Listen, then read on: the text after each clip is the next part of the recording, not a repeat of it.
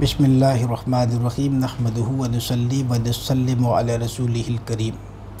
आज की ये नशस्त कश्फुल क़ुबूर वाले तमाम अहबाब के लिए है जो कश्फुल क़ुबूर की मशक़ करते हैं या मशक़ करना चाहते हैं। तो सबसे पहले उन्हें क़ब्र के बारे में जानना चाहिए कि वो जिस साहिब मज़ार या जिस क़ब्र के पास बैठकर ये कश्फ का अमल कर रहे हैं, तो वो क़ब्र जो क़ब्र दुनिया है, जो हम अपनी आँखों से देख रहे हैं, क्या इस अमल का ताल्लुक़ उस क़ब्र से है या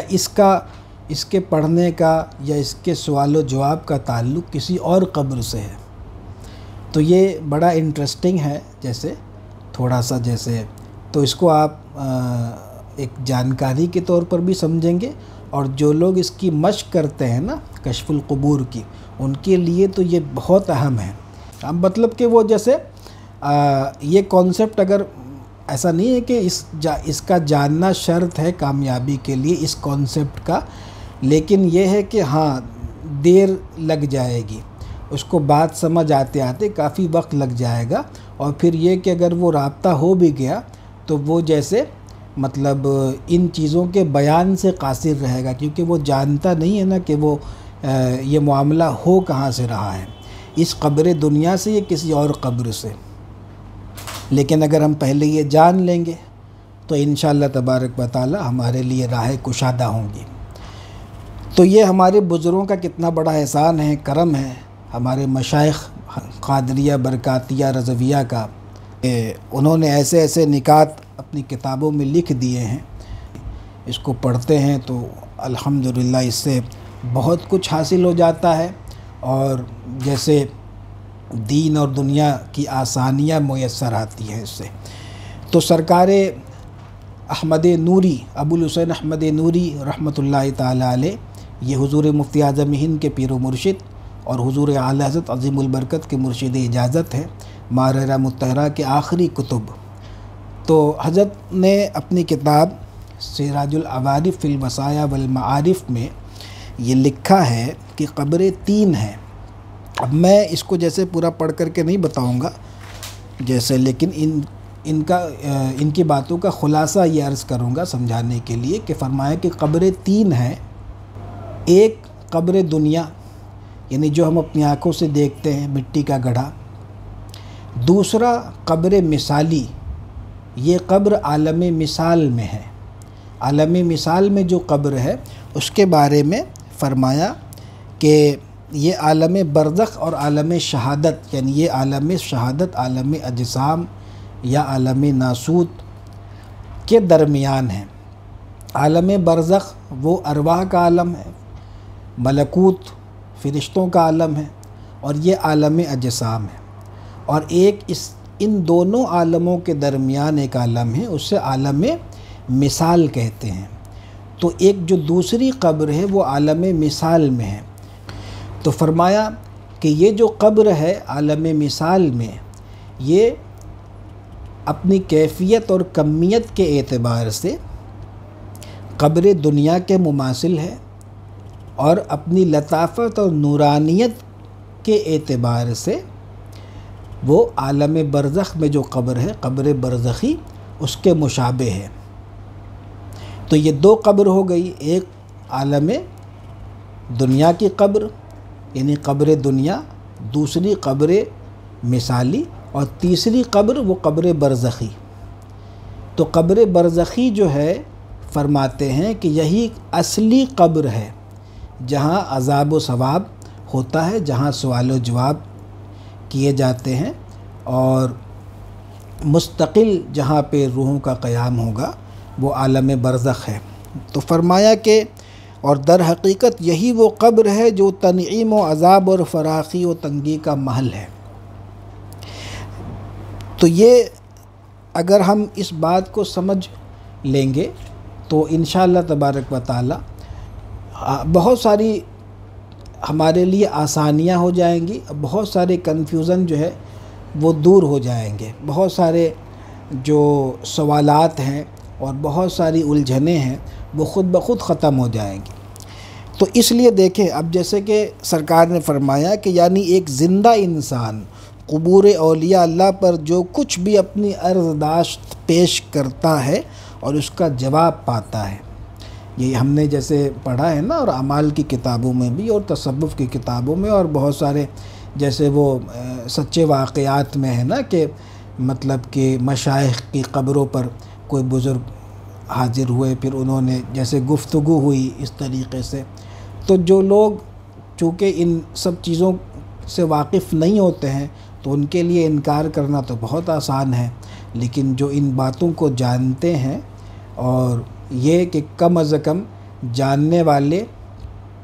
پر اعتماد رکھتے ہیں اور عقیدہ درست رکھتے ہیں، تو ان کے لیے ان باتوں کا اس بات کرنا اور اس کا یقین کر لینا کوئی مشکل نہیں. جیسے ہم لوگ تقلیداً ہی صحیح لیکن ان باتوں کو جیسے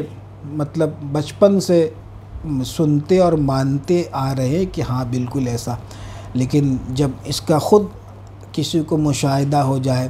تجربہ ہو جائے، تو پھر اس کے لیے تو نور علی نور ہے، وہ جیسے اس کو حق الیقین حاصل ہو جائے گا.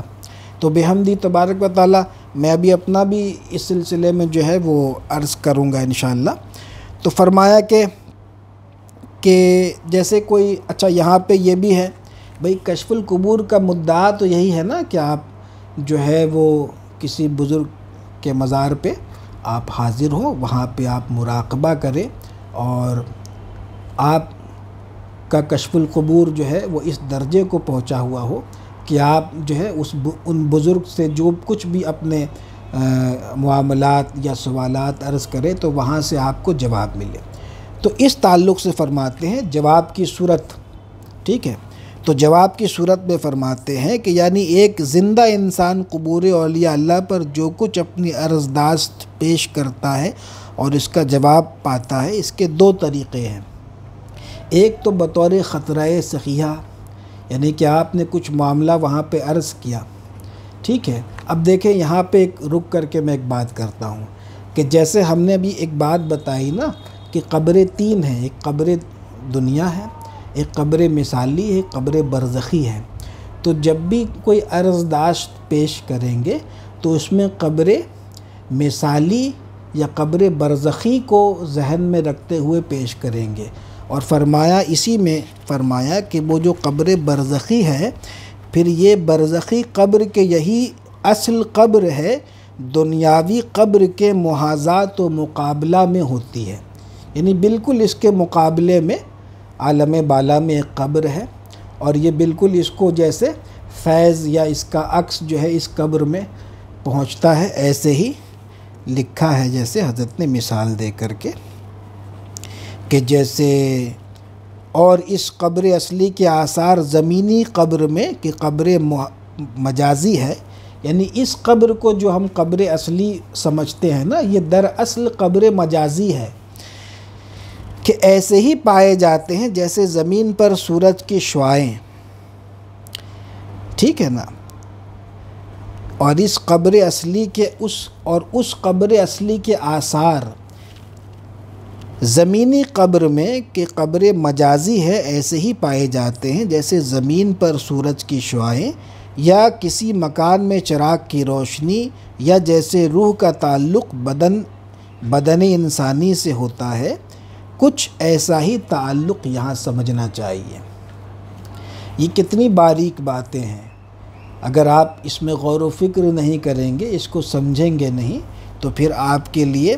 کشف القبور کے اعمال میں کامیاب ہونا یا اس تعلق سے جو ہے کچھ بھی پروگریس ہونا اس سلسلے میں ممکن نہیں ہے.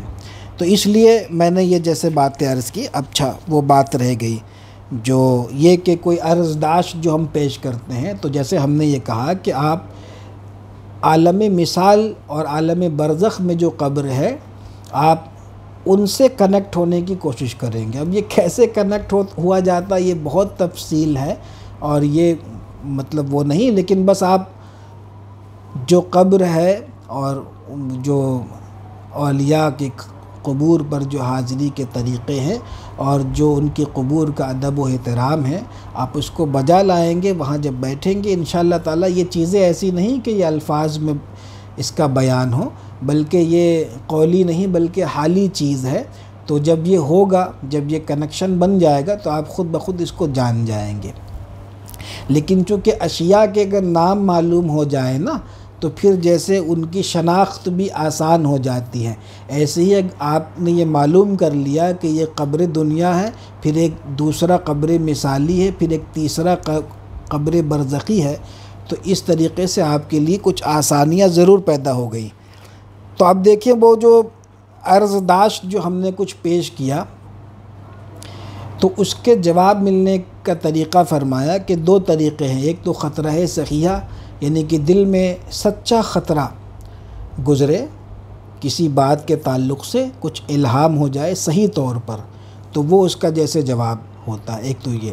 دوسرا یہ کہ جیسے غوں غوں کی آواز آئے، فرمایا کہ جیسے بصورت غوں غوں باہر آتی ہے جیسے کسی گنبد یا گہرے کنویں سے، ایسی آوازیں کان میں، یا پھر جو ہے فرمایا کہ یا کسی دور دراز مقام سے ہوا کے ذریعے جو آواز پہنچتی ہے۔ اب میں اپنی بات بتاتا ہوں، یہ میں نے کوئی ارادہ نہیں کیا تھا کوئی کشف القبور کا یا کچھ اس طریقے سے، اور کچھ اتنا زیادہ مجھے کچھ اس زمانے میں وہ بھی نہیں تھا، لیکن میں 2005 میں پہلی مرتبہ ماررہ مطہرہ حاضر ہوا، تو دوپہر کا وقت تھا اور بہت شدت کی گرمی، چلچلاتی دھوپ۔ تو وہاں پہ جب خانقاہ مطلب کہ وہ جو آستانہ ہے نا مشائخ ماررہ کا، تو وہ بہت شاندار، آپ وہاں داخل ہو جائیں گے اور ایسی خوشبو وہاں کی ایک بالکل انوکھی خوشبو ہے جو آپ کو کسی خانقاہ میں نہیں ملے گی۔ مطلب یہ کوئی جیسے وہ مطلب تعلی کے طور پر نہیں، آپ وہاں حاضر ہوں گے تو آپ کو خود اس بات کا احساس ہوگا۔ تو ایک خاص قسم کی خوشبو ہے جو وہاں سے آپ کو ملے گی، اور وہ کہیں نہیں، وہ صرف آپ کو ماررہ مطہرہ میں۔ تو جب میں آستانہ اقدس کے اندر حاضر ہوا اور شاہ برکت اللہ رحمۃ اللہ تعالیٰ علیہ کے پایتی پر دو زانو بادب بیٹھا، تو میرے دل میں ایک جیسے کسی نے یہ آواز لگائی، اور میرے دل سے یہ آواز آئی کہ باخدا کہتا ہوں کہ میں نے یہ سنا کہ کوئی یہ کہہ رہا تھا کہ بیٹا تو اتنے دن سے کہاں بھٹک رہا تھا۔ بس یہ جملہ ہے کہ بیٹا تو اتنے دن سے کہاں بھٹک رہا تھا۔ اللہ اکبر۔ اور وہ جو میری حاضری سن 2005 کی ہے وہ میں کبھی نہیں بھولوں گا، اور اس کے بتانے کا یہ مقصد ہرگز نہیں کہ یہ اس کو کسی دعویٰ پر آپ محمول کریں، اور